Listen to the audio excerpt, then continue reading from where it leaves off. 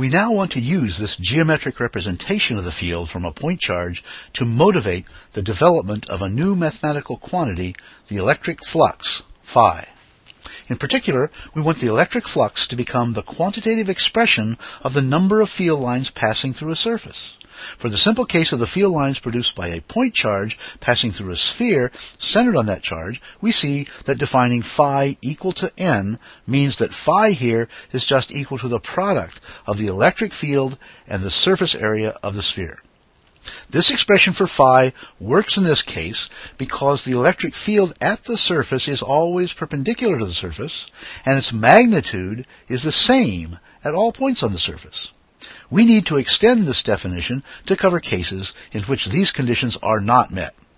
Consider the flux through two different surfaces in the presence of a uniform electric field represented by the parallel and equally spaced field lines shown. Surface 1 is a rectangle of area A1 and is perpendicular to the lines, while surface 2 is also a rectangle with a larger surface area A2, but is tilted at an angle alpha to the lines. Clearly, the same number of lines that pass through A1 also pass through A2. Therefore, the flux through A1 must be the same as the flux through A2.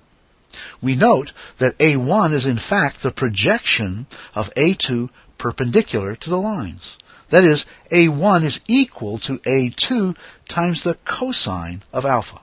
By representing the surface area A as a vector whose direction is perpendicular to the surface and whose magnitude is equal to the area, we can define the flux for either A1 or A2 as phi is equal to E dot A.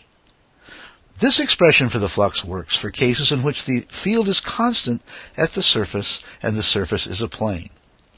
Now, to generalize to cases where the electric field is not constant, we simply apply calculus.